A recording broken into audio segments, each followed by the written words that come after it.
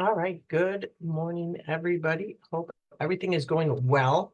Um, it is Monday, June 10th, and I hope everybody got a wonderful weekend. Um, Stayed cool. I know it rained on Saturday, but I hope everybody nonetheless enjoyed the weekend. First weekend in June. Many things just had a great time. So let me get my computer up and running and then we will get going. So look, on Tuesday, I spent some time with the AFL-CIO down in Springfield. It was a great time supporting their initiatives. And the week was really kind of busy. Thursday morning, I had the Veterans Breakfast. I don't know if you saw that on my Facebook page, my personal Facebook page, not this page, which is the IL District 84 page. But on Thursday, I haven't been to the Fox Valley Veterans Breakfast in quite a while because I was in Springfield. And so it was really great to be able to touch base, talked about some of the veterans initiatives. I've talked about it here in this podcast before that passed out of the General Assembly. One of the big things, and I know I've mentioned this before, but it doesn't hurt to repeat, was the Disabled Veteran Property Tax Relief Plan. There were some areas that some assessors that were misinterpreting the law. The spirit of the law, the intent of the law was to provide property tax relief for disabled veterans. They were looking at some nuances in the law and denying disabled veterans their property tax exemption that they've had for now well over 5 years. So it did pass last year as part of a bigger package that the governor mandatorily vetoed. Then we passed a smaller package in November veto session of last year. The Senate did not recognize any component of that bill, did not recognize that bill this year. So we passed a standalone bill that just focuses on our veterans with regard to property tax relief. And that passed the General Assembly, it passed the Senate, thank goodness. It's been a little bit difficult to get some bills out of the Senate these days, but passed out of the Senate, passed out of the House, is over to the governor's office for signature. Hopefully we'll get there soon.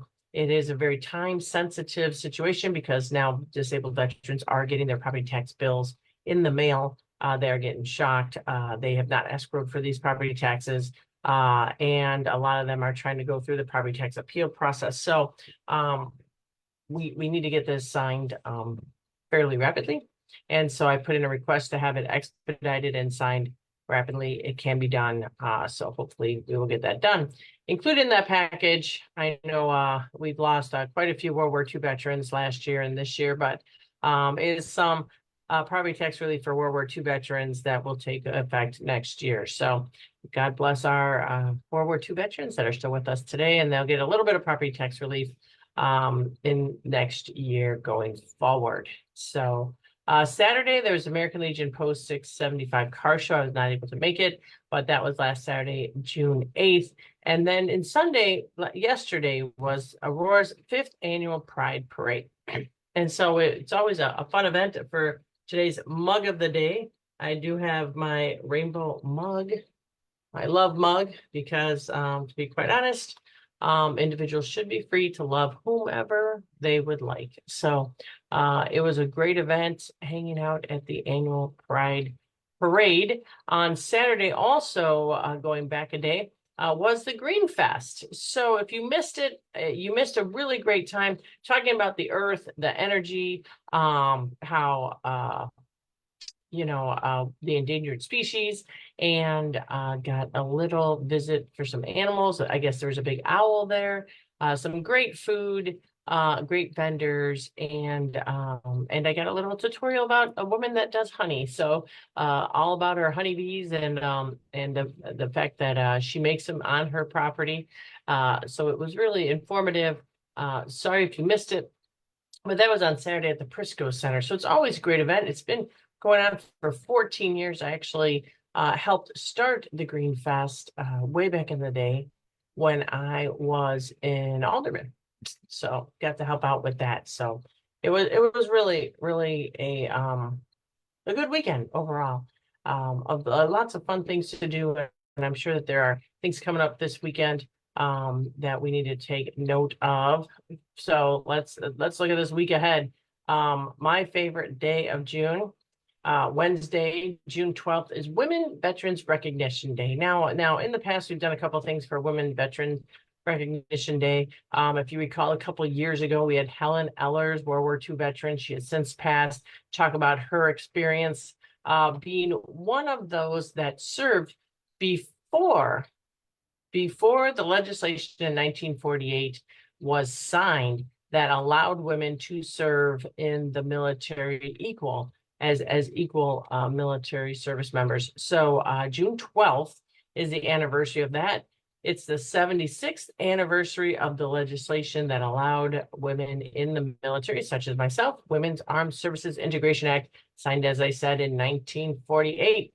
So it gave women the permanent place and an opportunity for a career in the nation's military. Now, if you talk to Helen, as I did many, many times, she really wasn't considered a veteran until this legislation signed, and she wasn't able to get veteran benefits. In fact, she showed up, she worked for 2 years on the Corsair instrument panels, and then she was given a bus ticket home and said, thank you. That was pretty much all she got for her 2 years of service. So now that we look at this day as, a time in our history. Now, of course, another time in our history was 2019, when women were allowed equal access to all jobs that they're capable of performing in the military. Now, before that, during my time, women were only allowed to serve in support roles when I was in. So I was admin in the Marines, and the other support roles were roles like communications, motor T, obviously food service, and an admin such as myself, along with a couple others. But so now they can play all the roles that they can serve. Just a little bit of background information. As you might have known, and I've said in the past, that women have always been serving, even though we have the Women's Armed Services Integration Act of 1948. Women have been serving ever since pretty much the Revolutionary War. They were soldiers or raising morale or spying on the enemy. And there is a group that even disguised themselves as men just to be able to serve. So more than 400 women fought in the Union and Confederate armies during the Civil War. During World War I, about 35,000 women officially served. And in World War II, 350,000 women served in the U.S. Military, such as nursing, military intelligence, cryptography, and parachute rigging, amongst the many other jobs that there was. Just again, a little bit of your history. Before the Women's Armed Services Integration Act on June 12th, 1948 was signed, only women nurses could serve in the regular and reserve forces during peacetime. All other women, as I said, just like Helen, were sent home after the conflict. So women are deemed essential to the war efforts and allow them to serve in the regular armed forces full time.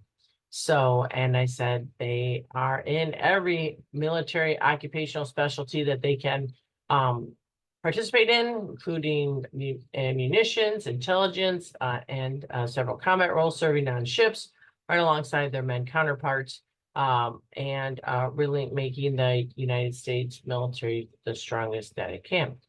So definitely, if you see a woman veteran walking around town, they're a little bit harder to pinpoint than the guys. But if you do see a woman veteran around, or a woman veteran, reach out and give them a happy Women's Veterans Day, June 12th. So it's just something that is really important, and we should be highlighted. Wednesday, June 11th through the June 13th, my friends that are Jewish, is Shavuot, is one of the most important holidays on the Jewish calendar. They celebrate the time when Moses received the Ten Commandments and the Torah by divine revelation. So definitely to those who are my Jewish friends and they are celebrating, just recognizing the most important holiday in the Jewish calendar.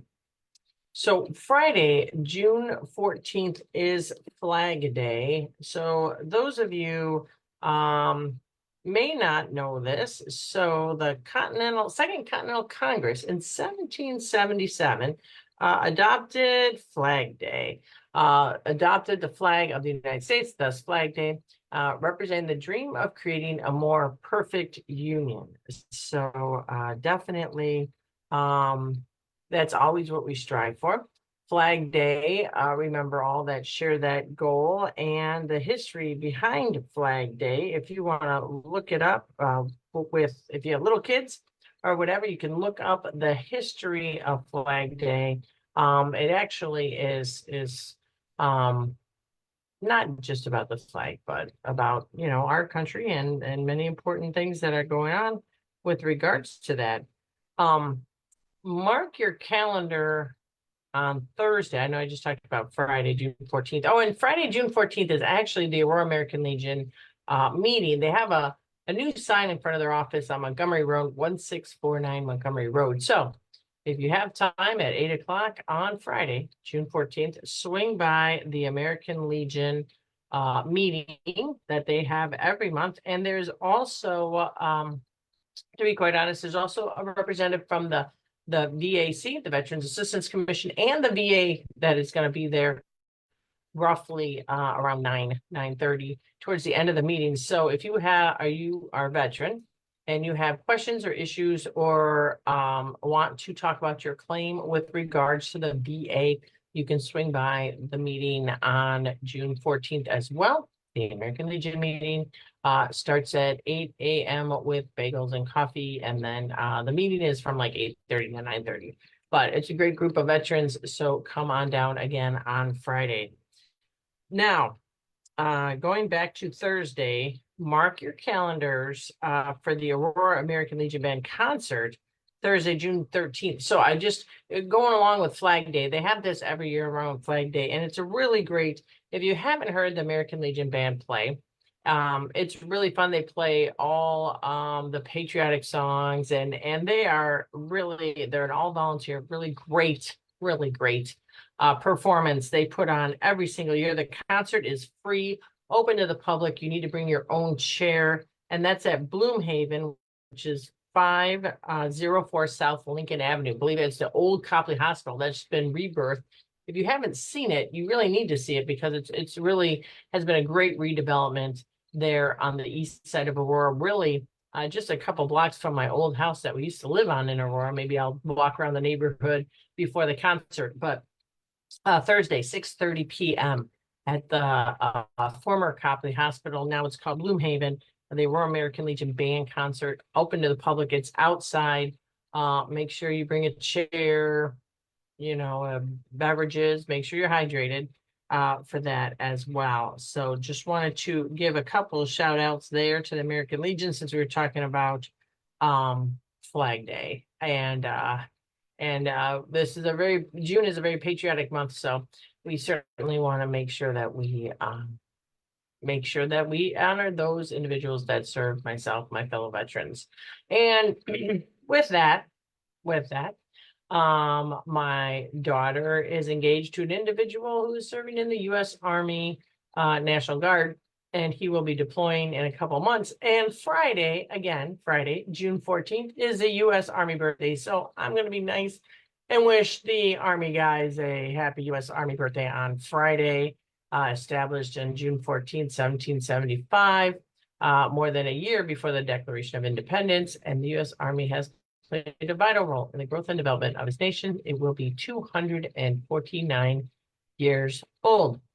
So with that, and then on Sunday is Father's Day. So if you have a father figure, a father, a dad, stepdad, individual who was really important to you, make sure that you honor them and give them some attention and appreciation on June 16th. That is Sunday. We talked a bit about the budget last week.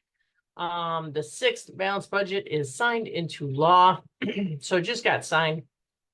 So the FY25 budget includes nearly $200 million in the state's rainy day fund. That's the savings account of the state. It had been depleted, believe it or not, all the way down to 60,000. So that could help the state out for really a millisecond. Was worthless. Now we are looking at over $2 billion. Keep building up that rainy day fund in case something catastrophic happens. We have a backdrop in order to work on now. We also increased more than $500 million to education funding, millions for maternal mortality. We talked about this a little bit last week. It did eliminate the statewide grocery tax. It does provide some child tax credit for individuals on their taxes, and about 50 million in that. Back in the day, we had nearly a $16 billion backlog, 16 billion with a B in the middle of the Bronner administration. We had that 2.5 year budget impasse that, we should never forget. It was horrible. And then we paid that down to $8 billion, and now our backlog is very manageable. A couple billion, and we are paying our bills with less than a month, roughly in a couple weeks. So the comptroller has been doing a great job. And then we have gotten our 9th credit upgrade. So, things are going good financially with the state of Illinois. Really, really, I came in under the Quinn year, 2 years of Quinn, and then the Rana years was horrible. And there's always a struggle, and we're working very hard under Governor J.B. Pritzker to get 9 credit upgrades. Incredible. Certainly individuals who want to be naysayers with the state of Illinois are not being very smart, because we're going in the right direction. Everywhere you turn, the state's going in the right direction from where we were back the last 20 some years. So we should be all proud of that. And so let's see. Bonnie, good morning, Bonnie. It was great seeing Bonnie and Gay at the Pride Parade. Good morning, Roger Trend, and Saul, good seeing you. And then Bob Dunn, always a pleasure to have you guys on the Facebook, participating in this Facebook Live. And to be quite honest, I'm going to stop and say thank you to all those that listen to this podcast on Spotify. I didn't realize that so many people listen to these updates, and I'm happy to provide them every week. And just trying to keep you guys connected and informed of all the good things that the state of Illinois is doing, and some of the struggles. There are still some struggles, but overall things are going in the right direction. One of the measures, State Senator Rachel Ventura, she represents the Joliet area. I see her quite often. Senate Bill 3597. Which would allow local governments to apply for loans through the Illinois Finance Authority Climate Bank for projects including solar power installations. In the long run, it's going to save taxpayers money on interest rates. The loans would be reviewed and evaluated by the Illinois Finance Authority. And the goal is to have municipalities continue to pay interest on the loans, and that interest paid will allow the IFA to continue awarding loans for municipalities being clean energy infrastructure. So it's a revolving loan fund. And so what they do is they borrow the money, then they pay the money back into the loan fund with interest, and therefore the fund will grow so that more individuals can borrow money. So revolving loan funds help a lot. And congratulations to State Senator Rachel Ventura for advancing that bill that can do a lot to help out our municipalities to build out their clean energy infrastructure. In the documents that were signed under the governor, the standard exemption. So the standard exemption, when you do your taxes, we give you an exemption for living in Illinois, and pretty much you get a standard exemption. So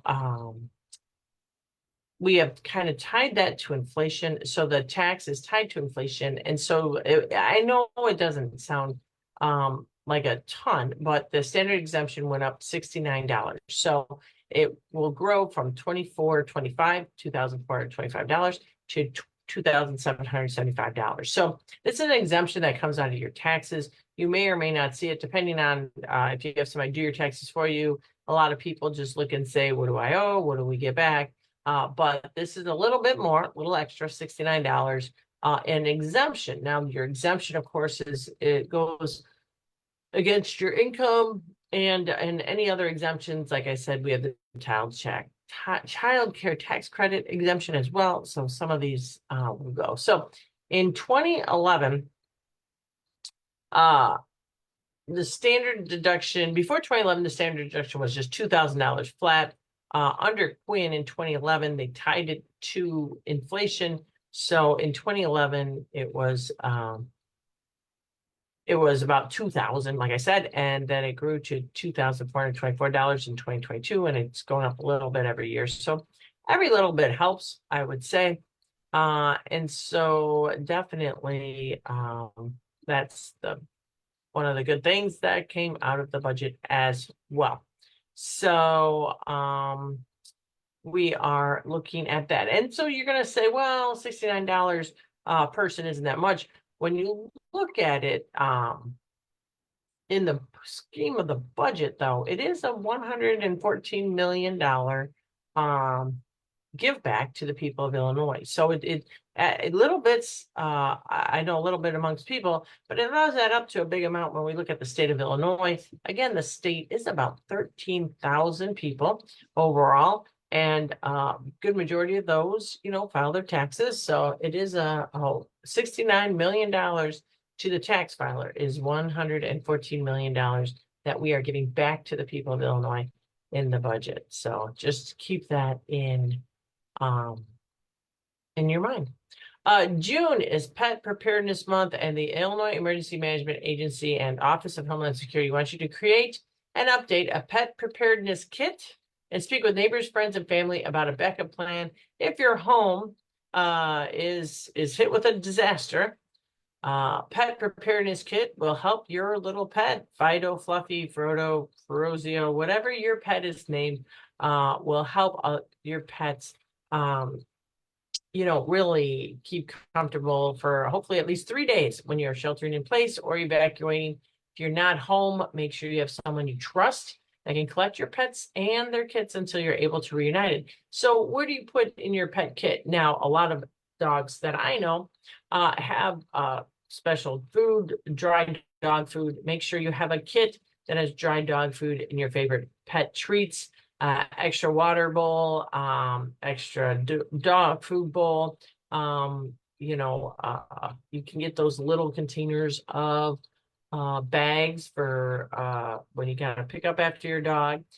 Favorite toy, leashes, harnesses, medications, and those kind of things. So it's in a kit. So if something were to happen, and let's say you're out of town and pet sitter needs to, and pipe leaks or whatever, pipe breaks, and your dog has to be relocated for a couple days while you're out of town, they can just pick up this kit, put in a nice little container, pick up this kit, everything's in the extras of everything's in it, and the dog, and then you can take care of your dog for a couple days while you're on town or doing something. So it's something to think about. You can look at easy directions to build a pet preparedness.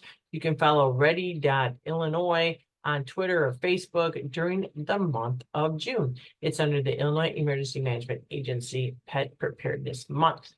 So just something for you to know. And then as you realize in 2023, moving right along with these announcements, obviously we're out of session, haven't quite gone into committee meetings, which will most likely be in July. So just giving you some updates from the state of Illinois. In 2023, you remember those wildfires that was happening all over the place, and the air quality was really bad. So it's going to be really hot this week. Make sure they take precautions to protect your health and limit your exposure when the air quality gets low. Airnow.gov, AIR now, NOW.gov website. Residents can subscribe for a free air quality forecast and alert through the EnviroFlash program and download the free AirNow app for the iPhone or Android. It's really important to look at your air quality conditions. I realize it's not always the funnest thing to look at. Everybody's looking at the weather, whether it's warm, whether it's cold, whether we can go to the pool, whether it's raining. but air quality is really important as well. And individuals who are most at risk, to elevated air pollution, which includes particle pollution and ground level ozone, are those with respiratory or pulmonary disorders, as well as small children and adults who are active outdoors. So limit physical activity outdoors when the air quality is unhealthy, and make sure you are aware of the air quality index. Also, what's happened is on Thursday, the Illinois Commerce Commission adopted the state's first renewable energy access plan. So this is policy requirements for an equitable, reliable, and cost-effective clean energy system. So it's a tool to encourage regional transmission organizations to be more productive in pursuing long-range transmission planning improvements and support future renewable energy development in their territories. So the plan is going to help Illinois achieve its decarbonization goal by 2050. Now, I realize 2050 may seem like a long time away, but it really is not. It's right around the corner, to be quite honest. Next year is 2025, and then 25 years later after that. It's very important. So we did pass, if you recall, CEJA, which is the Climate and Equitable Jobs Act, in 2021. And it really did. So this is how I know government does act a little bit slow, but we enacted this in 2021. It required the Illinois Commerce Commission to open an investigation to develop and adopt this plan.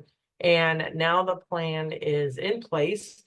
They just did that on Thursday, and it must be re-looked at again in 2025 and every 2 years after that. So some of the 5 strategic elements: tracking the progress towards Illinois policy goal, transitioning to a 100% clean energy mix, managing land use, effective transmission planning and utilization, and then leveraging our regional electricity markets and trade. So these are things that come across my desk. If you guys want to know what we do now that we're not in Springfield, we look at these kind of reports and making sure that we're going on the right direction and really being on top of things. So if you think that the work ends when we leave Springfield, not necessarily. We have a lot of reports, a lot of follow-up to do. I'm going to have some committee meetings coming up in June and July in Chicago. And so definitely there's a lot to go on. Now, in summertime, the Department of Child and Family Services is reminding parents and caregivers the importance of always supervising children when they are in or near water to avoid accidental drowning deaths. And that is really tragic and can be avoided. In 2023, we had 20 Illinois children lose their lives to accidental drowning. 8 of them were in pools, 4 of them were in a bathtub, 4 of them were in a lake, 2 was in a pond, and one one was in a washing machine and one was in a water park. So I don't understand where the parent was with the child that was playing around in a washing machine, but tragic. 13 of the children were age 5 and younger, including 6 of the children who drowned in pools. So please make sure that you have your eye on your children at all time. Drowning is the leading cause of death for children ages 1 to 4, and the second leading cause of unintentional injury death for ages 5 to 12. So it's so very important. You've heard this before, it bears repeating. A child can drown in as little as 1 inch of water in as little as 20 seconds. And that's just the time it takes for somebody to look at their phone or to be distracted. So it's really important, especially looking at phones. So it's really important to actively watch kids at all times. And you certainly need to be close enough to the child when they are in the water. Now, one of the misconceptions about drowning is somebody's flailing in their hands and saying, "I'm drowning and help me," but that's not true. It's not true at all. They get a big gulp of water in their lungs and they can't breathe and they go down really fast. So definitely it's very scary, but keep an eye on all kids near the water. It's so important. Now, we did have a measles outbreak in the Northeast Illinois. That is over, and we haven't had any new cases since mid-April. So there were 67 measles cases reported during the outbreak. It started on March 7th. Most of them linked to Chicago shelters for new arrivals. So definitely there was immediate precautions taken. No new cases have been found. They did go and properly vaccinate all those individuals. So vaccination remains the most effective tool to prevent future updates, and talk to your primary care provider to ensure that you're up to date on all those. Something that came down, I did not vote for this bill. There was a bill that did pass the General Assembly with regards to elections, prevented certain General Assembly candidates who didn't run in March primary from getting on the November ballot. A Sangamon County judge on Wednesday blocked that and deemed it not enforceable. He sided with the candidates that the law application during the current election cycle violated their constitutional right. That's why I didn't vote for it, but it did pass and it was struck down. It can be appealed. A new study, though, finds Illinois among, believe it or not, among the lowest states for pay gaps between men and women. So what does that mean? That means the gap is greater between men and women in Illinois. We are among the bottom tier, not doing very well. So across all the states, we have an average of, a man's wage is 61,000 compared to the average woman, 50,000. In Illinois, it was more like 65,000 to women, 53,000. That's about 12,000 difference, 12%. So, looking at wage gaps between men and women, as I know, and as many people know, one of the ways to bridge this gap is unionized work, equal pay for an equal day's work. Women may get paid the same in a unionized workforce. So just talking a little bit, I know that we did some announcements with regards to important dates. We did have Thursday was the anniversary of D-Day in Normandy, 80th anniversary of what General D. Eisenhower called the Great Crusade. So 3 World War II veterans from the suburbs were recognized. Doug Rung, 99 of Carroll Stream, Jack Kenyon, 101 of Bartlett, and Edward Bud Berthold, 104 years young, of Fox River Grove, made the trip with other veterans to France through the Best Defense Foundation. The California-based nonprofit provides opportunities for World War II veterans to return to their battlefields for closures, camaraderie, and remembrance. And so these individuals were part of D-Day, still in Illinois today, were able to make the trip. God bless them. We're going to start with the 104 years young Bud Berthold, born in Chicago, enlisted in the Army Air Corps because he didn't want to be in the infantry. After training as a B-24 bomber pilot, he shipped out on March 4th, 1944. His third mission was on D-Day when he co-piloted a mission to bomb the town bridge of St. Lo, France. He would fly 35 missions in 2 months. One of the planes he piloted, the B-24 Fort Worth Maid, was shot down. Then we can talk about Jack Kenyon. Jack Kenyon, 101, enlisted in the Army Air Forces in 1943 and later was assigned to the North Atlantic Division for flight duty on Douglas C-54 Skymasters. In addition to flying over Europe, he served on missions to Africa and the Middle East and India. And then the youngest of the group, Dick Rung, at 99 years old. He's a native of Buffalo, New York. He joined the Navy at 18 years old. He was sent overseas to London and assigned to a landing craft tank that was part of the D-Day invasion. He would later say that after soldiers disembarked after landing on Omaha Beach, time was spent hosing down the deck of the craft of the blood of those who were killed. Rung also went on to teach history and political science at Wheaton College, shared his memories with the Daily Herald in 2018.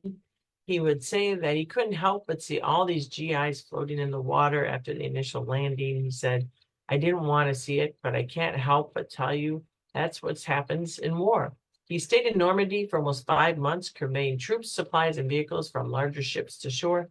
And in December 1944, he was assigned to the landing ship heading to the Pacific Theater, where he spent the rest of the war. So we definitely want to congratulate these 3 individuals who made the trip to France, and definitely who are still with us today, 99, 101, and 104.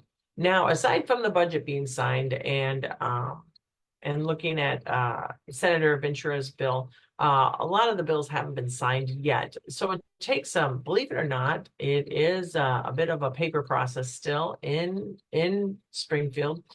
So it takes roughly about 30 days for either the House or the Senate, depending on where the bill originated from. House Bill 612 originated in the House, so I've asked the House clerk to expedite this to the governor. But it takes about 30 days for the clerk to get all the paperwork together, get all the documentation, and get everything ready to go to the governor for signature. And as I've said before, hundreds of bills were passed. So it's a big work. So as the weeks in the summer months go on, the governor will be signing a lot of the bills that passed, a lot of the bills that I had mentioned that had passed before, passed about 7 or 8 bills that help our veterans, along with several other bills in our General Assembly passed and will be forwarded on to the governor as soon as they are done with the process. So this update was mostly an update just in general. And then, of course, the governor did sign the budget and those bills because they have to be signed before our fiscal year begins in July 1. So the state has the fiscal year ending June 30th, beginning July 1. We try to end towards the end of May to allow this processing time for the clerks to get the budget and everything to the governor's office for signing. So again, if you haven't shared and you want to listen to the Aurora American Legion Band concert, Bloomhaven, as I said, 504 South Lincoln Avenue at 6:30 on Thursday, June 13th, in honor of Flag Day. And then on the 14th, on Friday, is the American Legion meeting at 1649 Montgomery Road, starting at 8 o'clock for coffee and bagels, and then the meeting at 8:30. So that is my week this week. Again, Sunday, Father's Day, make sure that your dad or your father figure, stepdad, whomever is important in your life, gets the appreciation that they deserve. My father passed away 12 years ago now, but I know that those that no longer have your fathers with you, you miss them every day as well. So just appreciate all the days that you're able to get with them. And with that, have a happy Monday. It's going to be warmer in the middle of the week. So if you need cooling centers, please call my office. We can help you out, 630-585-1308. We can help connect you with cooling centers if your air conditioning goes out or something else happens. So with that, everybody have a great Monday morning. Those listening on Spotify, thanks for listening. You also have a great week ahead and enjoy the summer. Take care, all, and have a great day.